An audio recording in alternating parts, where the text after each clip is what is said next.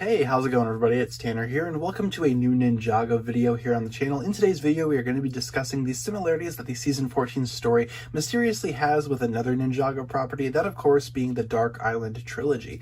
Now, in case you guys are not familiar with what the Dark Island Trilogy is, I don't really blame you. It's kind of, I guess, swept under the rug for a lot of Ninjago fans. A lot of Ninjago fans actually don't know about this Dark Island Trilogy, which of course was a series of comic books that debuted in late 2016 that tells a mysterious story that is canon to the series. It takes place in between Skybound and Day of the Departed, about the ninja and Klaus fighting on the Dark Island. Now, of course, as I said earlier, this property is kind of swept under the rug by a lot of Ninjago fans. A lot of folks don't know that this thing exists, and I myself do not own these comics, but I've read them online, and I've read enough about them online to get a sense of what the story is about. And yeah, in a lot of ways, Season 14's story seems to be taking a lot of inspiration from the Dark Island Trilogy, at least in terms of a couple of aspects. Now again, the Dark Island Trilogy is canon to the show, but it never had a televised release. It never got an actual season or a special. That honor instead went to Day of the Departed and Skybound. I do think that the Dark Island Trilogy would have made for an interesting story if it were to have been like a televised release, but ultimately it just ended up being a series of 3 comics, hence why it's a trilogy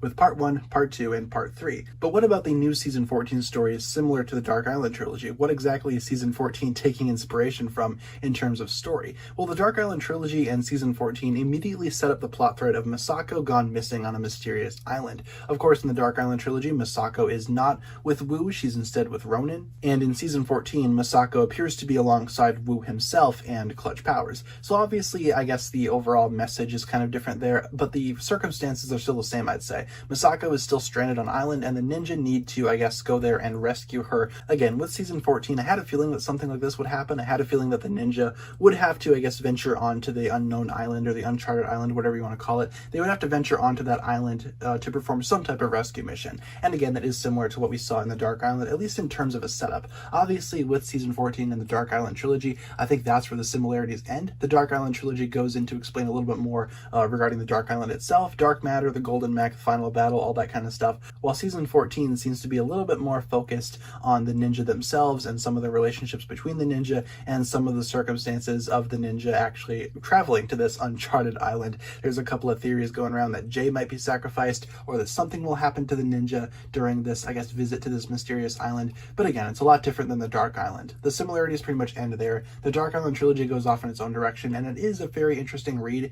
I recommend you guys check it out if you guys can find it somewhere. It's a pretty solid read. Again, 3 parts, Part 1, Part 2, Part 3, and it is canon to the show, and it's kind of forgotten by a lot of the Ninjago fandom. So if you're ever in the mood for something Ninjago related that you probably have not read before, I'd highly recommend the Dark Island Trilogy. It is canon to the show. It does count, so feel free to check it out if you would like to. Otherwise, I'm very excited to see what Season 14 has in store. I feel like in a lot of ways, Season 14 is going to be kind of judged for being very similar to other Ninjago properties. Again, with the whole Uncharted Island aspect, we've seen the ninja on Uncharted Islands before, especially in Season 2 when the Dark Island first appeared, but I still feel like Season 14 will do its best to shine as its own thing, and I don't really feel like it should be judged for being a little similar in terms of, I guess, location and setting to some other Ninjago properties that we had seen prior. So let me know down below in the comments what you think about this. Do you feel like Season 14 is too similar to other Ninjago properties, especially the Dark Island Trilogy? Leave all your thoughts down below, and hopefully you guys enjoyed this video. If you did, feel free to like, comment, subscribe, do all that fun stuff, and check out the links down below in the description for my other forms of social media.